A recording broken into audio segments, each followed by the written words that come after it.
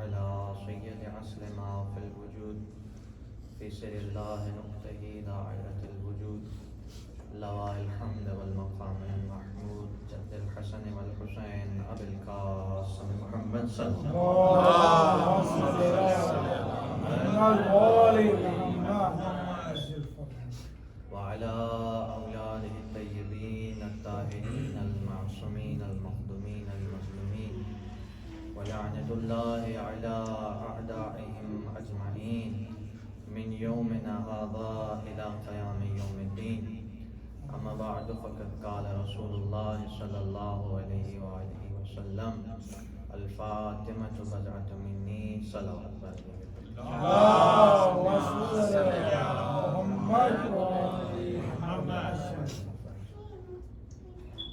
قابل قدر حضران سید الشہداء و صدران امام مظلوم کربلا بطفیل چہاردہ معصومین خصوصاً معصوم عالم حضرت بطول بنت رسول جناب سیدہ سلام اللہ علیہا الزہرا کی جانب سے منعقدہ اس اشر محرم الحرام کی آج یہ پہلی شب،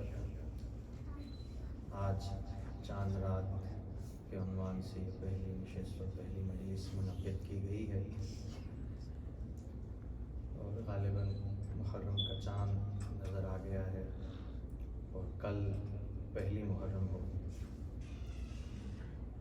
ہم جو اس اشر محرم الحرام میں گفتگو کریں گے وہ انسان اور امام کے عنوان سے ہو، لیکن آج کی جو مجلس ہے وہ اس عنوان سے الگ ہے۔ آج کی مجلس ہم پہلا پرسہ جو ہے حضرت سیدہ سلام اللہ علیہا کو دیں گے۔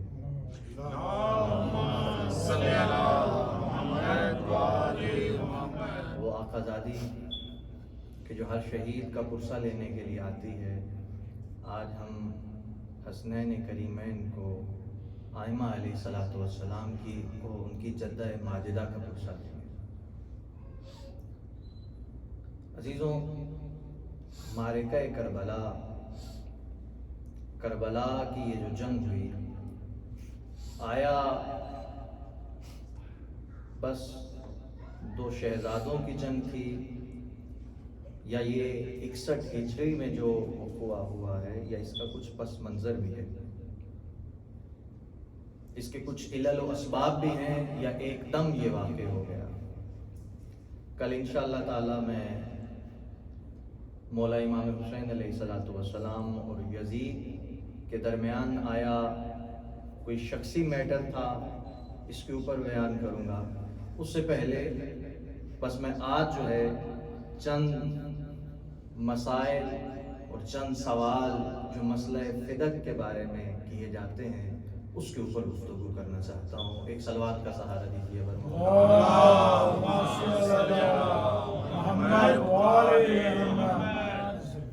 کل باقاعدہ جو ہے تقریباً 100 سے 150 سال حضرت ہاشم سے لے کے امام حسین علیہ السلام تک جو ہسٹری ہے بنی ہاشم کی اور بنی امیہ کی، اس کے اوپر گفتگو ہوگی۔ لیکن میں آپ کو یہ عرض کرنا چاہتا ہوں کہ یہ جو واقعہ کربلا 61 ہجری میں ہوا ہے، اس کی اصل جو وجہ ہے وہ سقیفہ بنی سعدہ ہے، کیونکہ اگر سقیفہ بنی سعدہ نہ ہوتا اور اگر حق سیدہ اور حق امیر المومنین دے دیا جاتا تو واقعہ کربلا ہرگز رونما نہ ہوتا۔ تو تاریخ اسلام کا یہ میں آج کی جو گفتگو چاہتا ہوں تمام بچوں کو، یہ چھوٹے بچے آئے بیٹھے ہیں جو، ان سب کو چاہتا ہوں کہ یہ آپ کے ذہن میں نقش ہو جائے۔ میں بالکل آرام سے گفتگو اس وجہ سے کر رہا ہوں تاکہ یہ باتیں آپ کے ذہن نشین میں ہو جائیں، نقش ہو جائیں۔ یہ جو تاریخ اسلام کا واقعہ ہے، بلکہ تاریخ صداقت کا واقعہ ہے کہ ایک صدیقہ دربار میں کھڑی ہیں اور کہہ رہی ہیں کہ میں سچی ہوں اور ان کو سچا نہیں مانا گیا، اور کہہ رہی ہے خدا کی قسم میں جھوٹ نہیں بولتی۔ یہ جو فدق ہے کیا؟ فدق حضرت نوح کے پوتے کا نام تھا۔ اصل لفظ فدق ہے اور فدق بھی کہا جاتا ہے، اس میں کوئی بہت بڑا مسئلہ نہیں ہے کہ فدق ہے یا فدق، فدق بھی ٹھیک ہے، فدق بھی ٹھیک ہے۔ فدق کس طرح ٹھیک ہے کہ جو بھی لفظ عربی میں کثیر الاستعمال ہو، زیادہ استعمال ہو، وہ غلط ہونے کے باوجود بھی صحیح ہوتا ہے، اس وجہ سے فدق بھی ٹھیک ہے، فدق بھی ٹھیک ہے۔ خیبر سے بھاگ کے یہودی یہیں فدق میں رہ رہے تھے کہ انہوں نے اسلام کے خلاف سازشیں چلنا شروع کر دی، اسلام کے خلاف جو ہے انہوں نے اپنی محرکات کو تیز کر دیا۔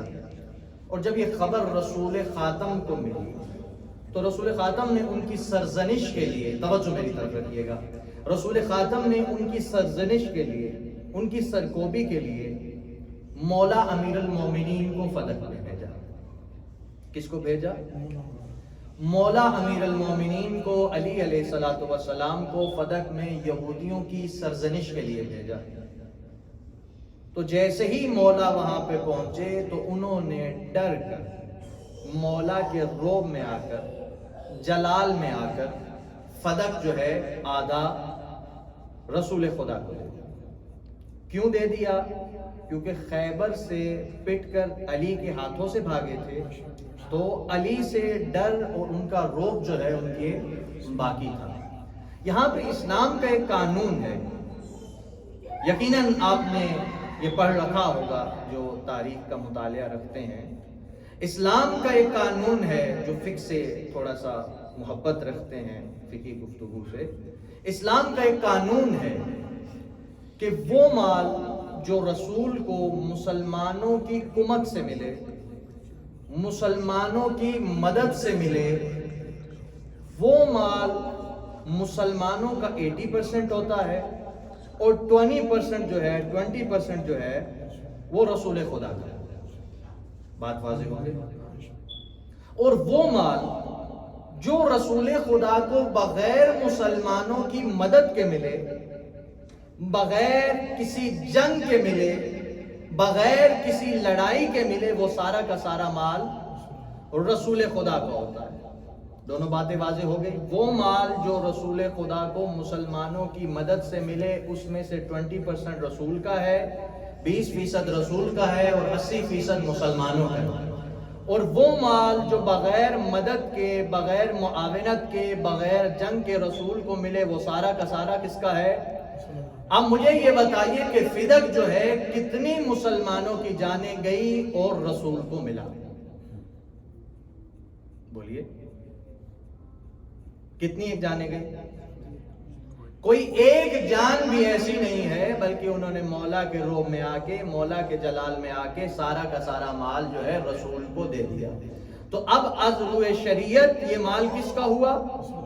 رسول خدا کا۔ جب فدق رسول کو مل گیا تو جبرائیل وحی لے کے آئے اور جبرائیل نے آ کے کہا، یا رسول اللہ وآت ذی القرب حقہ، کہ اے رسول اپنے قرابت داروں کو اپنا حق دے دیجئے۔ اب رسول جانتے تھے کہ یہ حق کس کا ہے، لیکن پھر بھی جبرائیل سے پوچھا کہ جبرائیل بتائیے تو صحیح کہ فدق کس کو دوں؟ آواز آئی فدق فاطمہ کا حق ہے، فاطمہ کو دے دیں۔ محمد بلند تر صلوات۔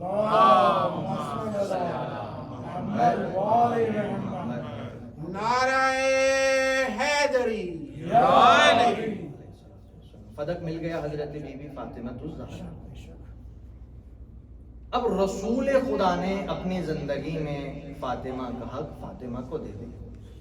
جیسے ہی رسول خدا اس دنیا سے رخصت ہوئے، حاکم وقت نے اپنا تمام زور خلافت و حکومت اس بات پہ صرف کر دیا کہ وہ حق سیدہ کو غصب کر دے، یہاں تک کہ جو باغ فدق میں اس زمین پر کام کرنے والے تھے، حکومت وقت نے ان کو نکال دیا اور انہوں نے آ کے جناب سیدہ کو بتایا کہ جناب سیدہ ہمیں جو ہے باغ سے نکال دیا گیا ہے، اب جو ہے زمین پر قبضہ حکومت کا ہو گیا ہے۔ اب سیدہ نے ایک قافلہ بنایا جس میں حضرت ابوالحسن ہیں، مولا امیر المومنین ہیں، ساتھ میں حضرت سیدہ ہیں اور اپنے دونوں بیٹے حسنین کریمین ہیں، سرکار حسن اور سرکار حسین، اور ساتھ میں ان کی کنیز ام ایمن ہے۔ یہ 5 لوگوں کا قافلہ دربار میں آیا اور دربار میں آ کے حضرت سیدہ نے اپنی وراثت کا مطالبہ کیا اور کہا کہ فدق میرا حق ہے اور مجھے میری بابا کی جو وراثت ہے وہ چاہیے۔ اب منبر نشین نے کہا کہ فدق آپ کا کیسے ہو سکتا ہے، جبکہ ہم نے تو رسول سے ایک حدیث سن رکھی ہے۔ اب عزیزوں، مذہب شیعہ کا تمام علماء اس بات پر متفق ہیں، تمام مکتب تشیع اس بات پر متفق ہے کہ یہ حدیث جھوٹی ہے۔ ہم اس حدیث کو، لیکن ہیں بہت سارے لوگ جو اس حدیث کو مانتے بھی ہیں، تو اس نے منبر سے ایک جھوٹی حدیث اچھالی کہ نحن معاشر الانبیاء لا نرث ولا نورث وما ترکناہ صدقہ۔ کہا بی بی فاطمۃ الزہرا، یہ مال آپ کا کیسے ہو سکتا ہے، جبکہ ہم نے تو رسول سے سنا ہے، رسول نے فرمایا کہ ہم گروہ انبیاء نہ وارث بنتے ہیں نہ وارث بناتے ہیں، اور ہم جو کچھ چھوڑ کے جائیں وہ صدقہ ہے۔ جیسے ہی منبر نشین خاموش ہوا، آقا زادی نے قرآن سے اس کی دلیل دی۔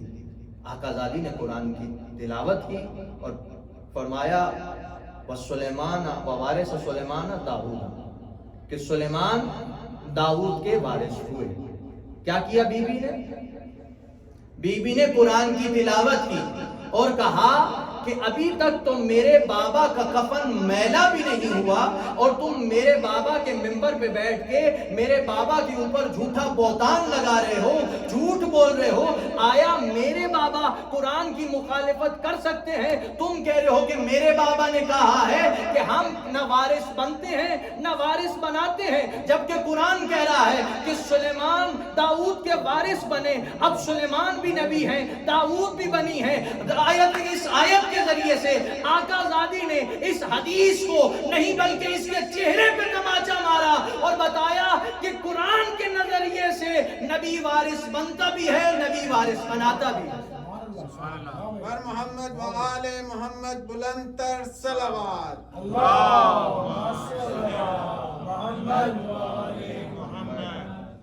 قرآن کے ذریعے سے بتایا کہ نبی تو وارث بنتا بھی ہے، نبی وارث بناتا بھی ہے۔ جیسے ہی آقا زادی نے یہ آیت پڑھی، سامنے سے پھر حدیث اچھالی گئی۔ آقا زادی نے پھر جو ہے حضرت زکریا کی وراثت والی آیت کی تلاوت کی، ادھر سے پھر حدیث اچھالی گئی، ایک اور حدیث کہی گئی۔ وہ لوگ جو کہتے تھے نا کہ ہمارے لیے قرآن کافی ہے، آج حدیثوں پہ حدیثیں اچھالے جا رہے ہیں۔ ادھر سے حدیث پڑھی جا رہی ہے، ادھر سے آقا زادی قرآن کی تلاوت کر رہی ہیں، ادھر سے پھر حدیث کی تلاوت، ادھر سے آقا زادی قرآن پڑھ رہی ہیں۔ میں کہوں گا آقا زادی بتائیے تو صحیح، کیوں قرآن پڑھے جا رہی ہیں، کیوں تھکے جا رہی ہیں؟ یہ تو جھوٹی حدیث پڑھے جا رہا ہے۔ آپ آیت پڑھیں گی، یہ حدیث پڑھے گا، آپ آیت پڑھیں گی، یہ حدیث سنائے جائے گا، جھوٹی حدیث سنائے جائے گا، آواز حضرت سیدہ آئے گی۔ میں تمام جہان والوں کو بتانا چاہتی ہوں کہ میں قرآن کی تلاوت نہیں کر رہی، ان کے چہرے سے اسلام کا نقاب اتار رہی ہوں۔ یہ وہی لوگ ہیں جو کل تک کہتے رہے تھے ہمارے لیے قرآن کافی ہے، ہمارے لیے قرآن کافی ہے۔ میں بتانا چاہتی ہوں ان کا تعلق نہ حدیث سے ہے نہ قرآن سے ہے۔ نعرہ حیدری، آواز بلند صلوات۔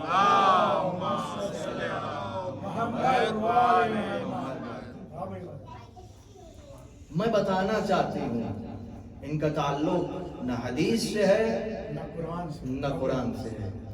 حاکم وقت نے کہا بی بی کوئی گواہ ہے تو پیش کیجیے۔ آقا زادی نے کہا ابوالحسن میرے گواہ ہیں۔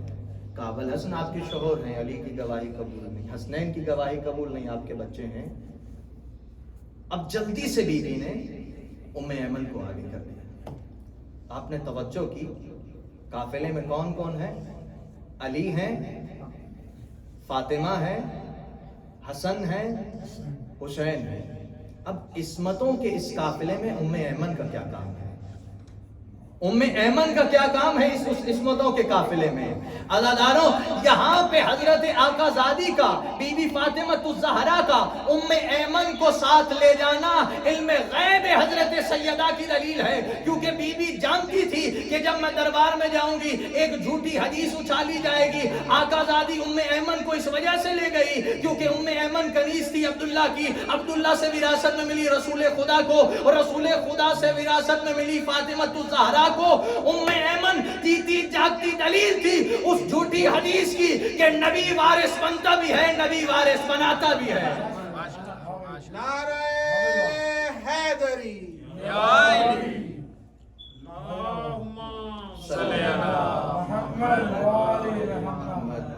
جھوٹی حدیث کیا تھی؟ ہم گروہ انبیاء نہ وارث بنتے ہیں نہ وارث بناتے ہیں۔ میرے ساتھ بولیے، ہم گروہ انبیاء نہ وارث بنتے ہیں نہ بناتے ہیں۔ بس اس حدیث کو آپ نے ذہن میں رکھنا، اگرچہ جھوٹی ہے لیکن بہت ساری جھوٹی باتیں بھی یاد کرنی پڑتی ہیں، ٹھیک ہے؟ اس حدیث کو یاد رکھیے گا، انشاءاللہ آخر میں آپ کو لطف آئے گا اگر یہ حدیث آپ کے ذہن میں رہ گئی۔ ابن حدید آپ نے نام سن رکھا ہوگا کہ جو اہل سنت کے ہاں بہت معتبر نام ہے۔ ابن حدید ایک مرتبہ کلاس میں بیٹھے ہوئے تھے اور درس کلاس جاری تھا کہ ایک دم مسئلہ فدق چھڑ گیا۔ مسئلہ فدق چھڑا تو اس نے اپنے استاد سے، ابن حدید نے کہا کہ استاد، کہ حضرت سیدہ دختر رسول بنت رسول صدیقہ تھی، حدیث صحیح ہے؟ انہوں نے کہا فاطمہ صدیقہ تھی۔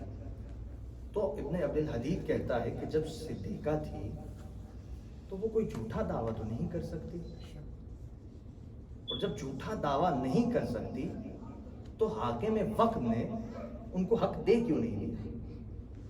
اب یہ سوال استاد کے لیے تو ظاہرہ ہضم نہیں ہونا۔ اس نے کہا ایسا کرو کہ جب کلاس تمام ہو جائے، اب ہر کسی کے ذہن میں تو ایسا سوال پیدا بھی نہیں ہوتا نا، تو اس نے کہا کہ جب کلاس تمام ہو جائے تو تم میرے حجرے میں آنا، میں تمہیں اس کا جواب دوں۔ کلاس تمام ہوئی، استاد حجرے میں گیا، ابن عبد الحدید بھی پیچھے سے حجرے میں چلے گئے۔ لیکن استاد بتائیے آخر ماجرا کیا ہے کہ بی بی صدیقہ ہیں، دعویٰ جھوٹا کر نہیں سکتی، تو حاکم وقت نے فدق دے کیوں نہیں کیا؟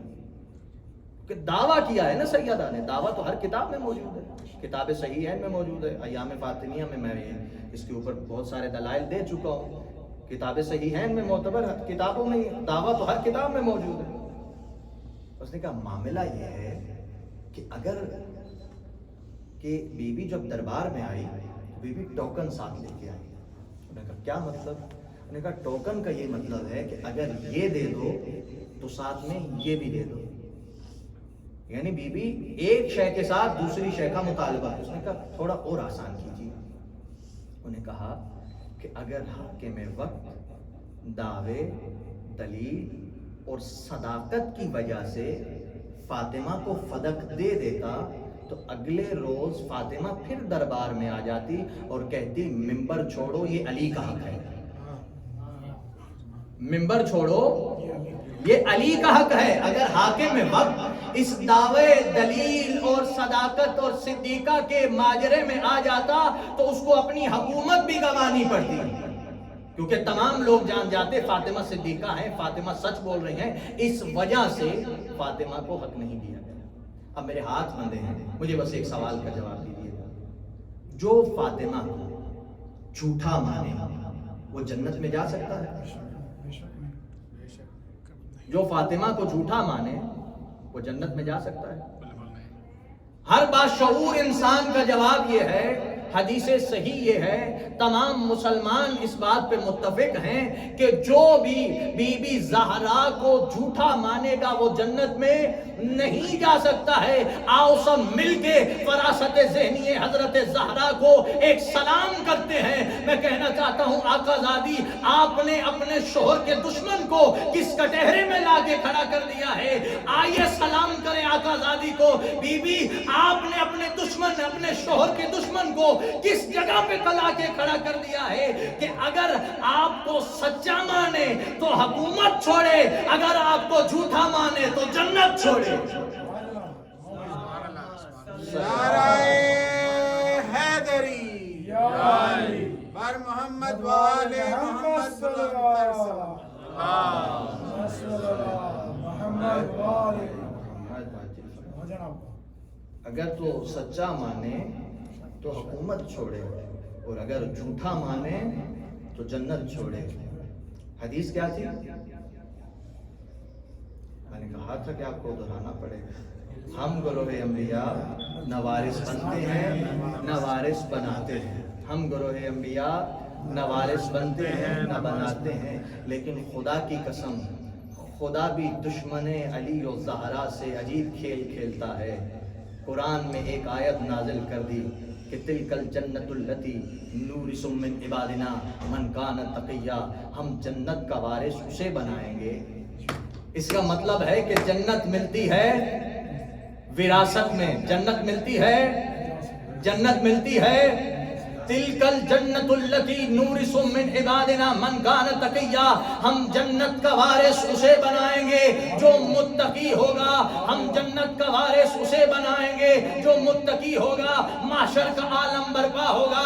رسول خاتم کھڑے ہوں گے اور بعض لوگ ترتیب کے ساتھ آئیں گے رسول کی بارگاہ میں, دامن پکڑ کے کہیں گے یا رسول اللہ ہمیں جنت دلوا دیجئے, یا رسول اللہ ہمیں جنت دلوا دیجئے, یا رسول اللہ ہمیں جنت دلوا دیجئے.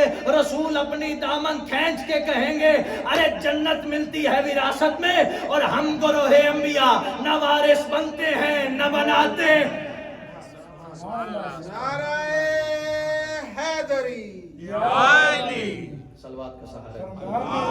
محمد صلی اللہ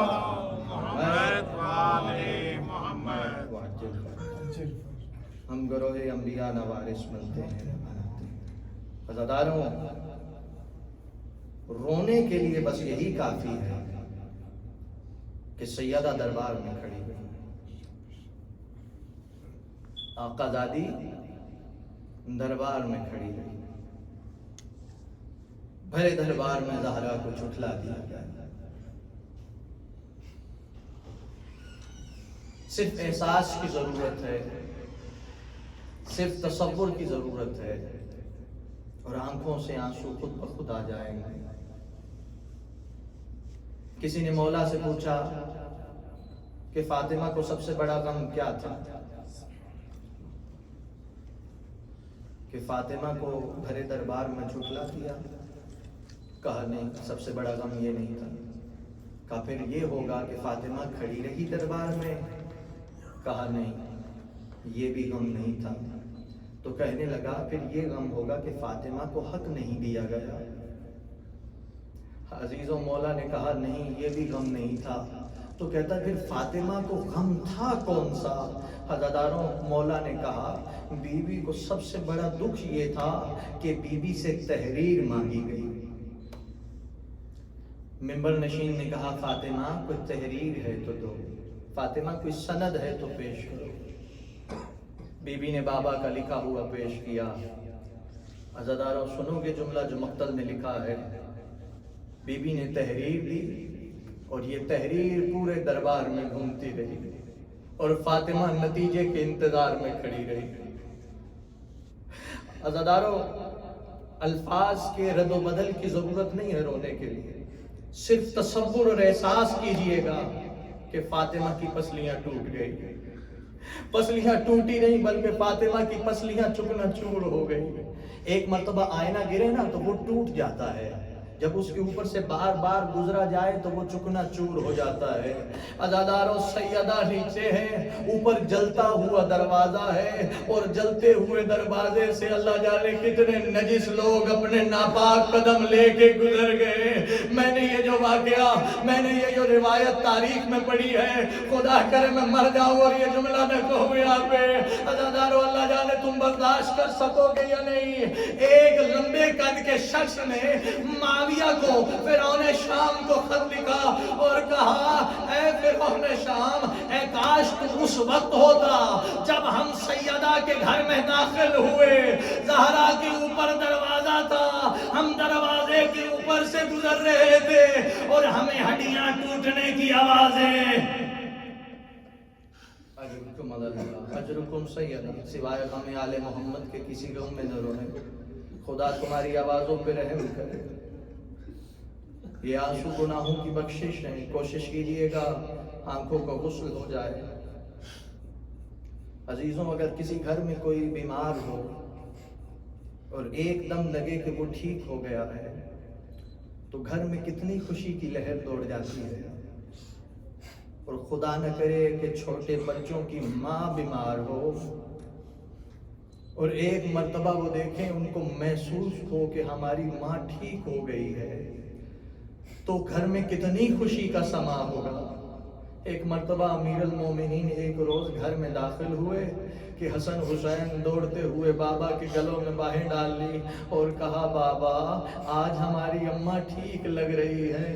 مولا نے کہا، حسن حسین تمہیں کیسے لگا کہ آج تمہاری ماں ٹھیک ہو گئی ہے؟ کہا، بابا آج اماں نے ہمیں اپنے ہاتھوں سے کھانا کھلایا ہے، آج اماں نے اپنے ہاتھوں سے ہمارے لیے پانی گرم کیا ہے۔ بس عزادارو، جتنا صابر تھا علی اپنے پورے زور سے زمین پہ گر پڑا۔